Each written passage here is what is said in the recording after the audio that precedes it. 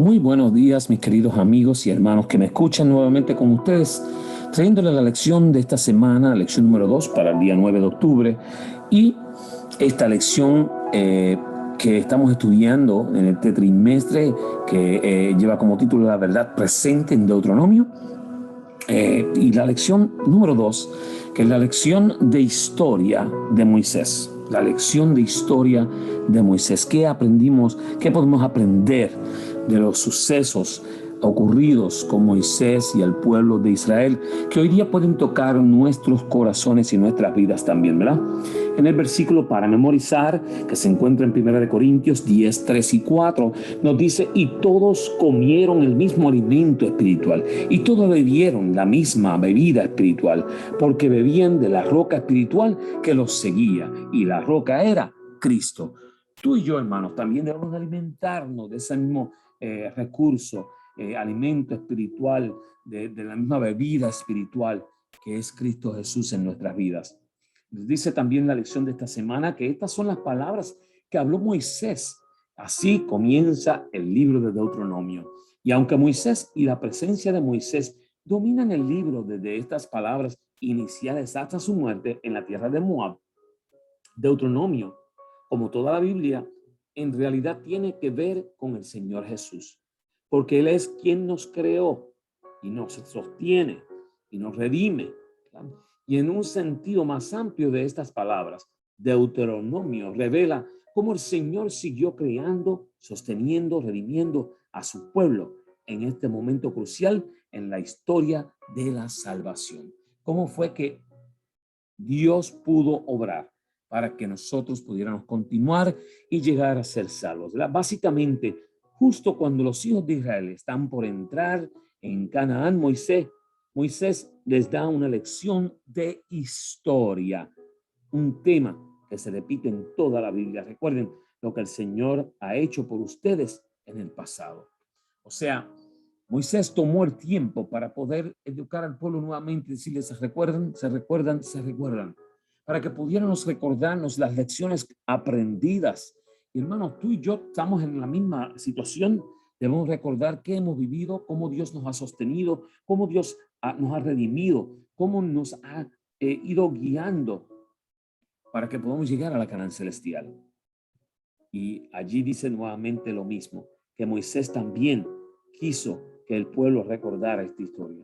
No tenemos nada que temer del futuro, eso sí, y a menos que olvidemos la manera en que el Señor nos ha conducido y lo que nos ha enseñado en nuestra historia pasada. Así es que no tenemos nada que temer. Tú y yo no tenemos nada que temer, a no ser que no estemos preparados para ver la Canaán celestial. Dice que la lección de historia de Moisés es la que vamos a estar viendo, cómo estas lecciones nos ayudan a comprender. Y fíjense que hay varias lecciones que debemos de aprender de esta lección en específico. Dice: en el primer discurso contenido en Deuteronomio, Moisés repasa la historia de Israel y nos recuerda la manera en la que Dios se comportó durante los últimos 40 años que pasaron en el desierto. ¿Qué hizo Dios con el pueblo de Israel y con las naciones con las que tuvo contacto? Y lo vamos a ver, ¿qué fue lo que hizo? Y entre estas cosas vamos a estar viendo 5 puntos. Dios carga o Dios perdona. Dios cumple, Dios bendice, Dios perdona, Dios castiga. Así que vamos a ver los puntos de la lección de esta semana en cada uno de sus detalles, ¿verdad? Veamos: Dios carga, que perdones ahora su pecado, y si no, tráeme ahora de tu libro que has escrito. Éxodo 32, 32. ¿Se acuerdan de este momento? Poco después de escuchar de la boca de Dios mismo las palabras: no te harás imagen, los israelitas construyeron un becerro de oro y lo adoraron. ¿Se recuerdan? Moisés se había ido y el pueblo de Israel decidió hacer imágenes, hacer un Dios para poder seguirlo. Y esto acarreó mucho pecado al pueblo. Y ante este pecado, Moisés se presentó ante Dios para interceder por ellos, porque Dios quería raer, eliminar, terminar esta nación. pecadora. Y ante este pecado, Moisés se presentó ante Dios para interceder por ellos. Le pidió que cargase, que en la traducción correcta, que perdones, en Éxodo 32, con los pecados del pueblo. Cargarse con los pecados del pueblo, perdonarse los pecados del pueblo. Y eso es precisamente lo que Dios hizo cuando en la cruz cargó sobre Jesús el pecado de todos nosotros.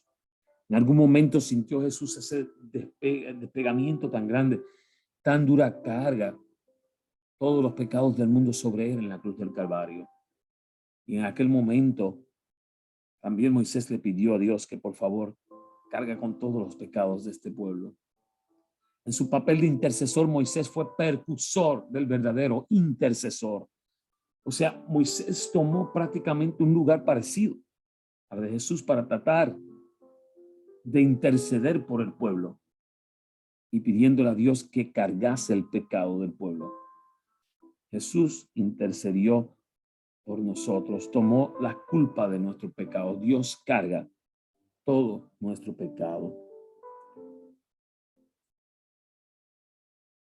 Veamos, nos dice también, Dios cumple. Es que aconteció que a los 40 años, en el mes 11, el primero del mes, Moisés habló a los hijos de Israel conforme a todas las cosas que Jehová le había mandado acerca de ellos. Deuteronomio 1:3. Cuando los israelitas se negaron a entrar en Canaán, Dios los castigó a vagar por el desierto durante 40 años, un año por cada día que los espías habían inspeccionado la tierra.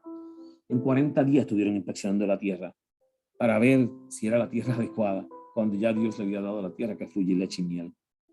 Por su incredulidad, Dios los vuelve al desierto para que caminen 40 años. Nos dice que exactamente 40 años después de ese momento, Dios había guiado a Israel de nuevo a las puertas de Canaán. Dios es poderoso para cumplir con toda exactitud lo que predice. Así que, hermanos, un Dios que cumple es este Dios que tú y yo le servimos, donde Él no deja pasar por alto lo dicho. Toma el lugar, el momento indicado y nos dice, ¿sabe qué? Así lo voy a hacer y así será. Podemos ver acá, mi hermano, no es la única vez que Dios predice acontecimientos futuros y que estos se cumplieran con toda exactitud. Podemos ver aquí en el entorno la profecía de los 2300 días, que podemos ver allá en el libro de Daniel 9:24 al 27, nos habla de las 70 semanas, los 490 años, y dice que los cumplimientos de estas mismas se llevó a cabo del 457 antes de Cristo al 34 después de Cristo. Después también nos dice allí la profecía exacta, los 2300 días y años, Daniel 8:14, desde el 457 antes de Cristo al 1844 después de Cristo, cuando Dios pasa del lugar santo al lugar santísimo. Y en Daniel 7:25, Apocalipsis 12:6 y 14, 13:5, la profecía de los 1260 días, el 538 después de Cristo, hacia el 1798 después de Cristo, cuando se establece lo que conocemos hoy como el lugar donde tú y yo vivimos, Estados Unidos, en el 1798. Esto nos enseña no solo la presencia de Dios, sino su control de la historia. Podemos confiar plenamente en Él. En el pasado ha cumplido con sus profecías. 40 años en el desierto, fueron 40 años en el desierto. Un año por cada día. Y así como aquella profecía se ha cumplido, esta se cumplirá. Y así como esta se cumplió, Cristo viene pronto y volverá. Gloria sea el nombre de Dios. Seguimos allí.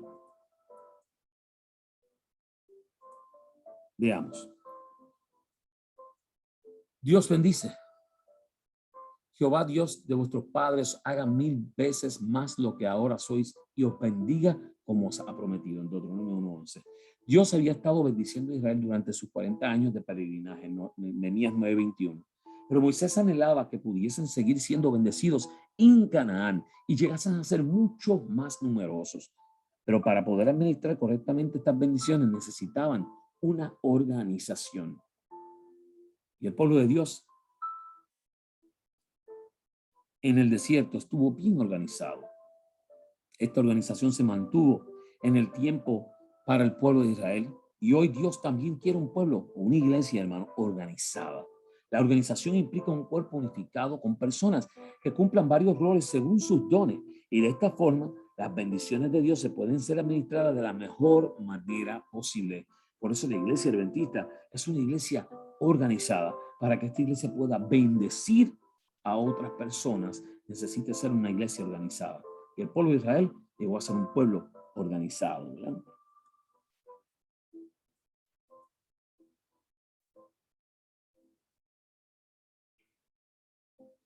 Dios perdona. Perdona ahora la iniquidad de este pueblo según la grandeza de tu misericordia y como has perdonado a este pueblo desde Egipto hasta aquí. Números 14, 19. Cuando se negaron a entrar a Canaán, Dios decidió destruir a Israel. Y nuevamente Moisés intercedió por el pueblo ante Dios. Las naciones vecinas conocían cómo Dios había sacado a Israel de Egipto. Si ahora los destruía, Dios iba a quedar en entredicho. Por cuanto no pudo Jehová meter este pueblo en la tierra de la cual les había jurado, los mató en el desierto. ¿Se acuerdan? Número 14, 16. O sea, si los hubiera aniquilado en ese momento, todas las naciones circunvecinas hubieran mirado y dicho, ¿qué clase de Dios es este? Solo perdonándolos podían ellos llegar a ser una luz para las naciones. Y Dios debe ser glorificado en su pueblo. La gloria, la bondad, el amor y el poder de Dios deben revelarse en su iglesia a través de lo que Él hace mediante su pueblo. Así que tú y yo estamos llamados a ser luces. Y no solamente ser luces, sino ser personas perdonadoras, así como Dios nos perdona nuestros pecados y nuestras faltas, ¿verdad?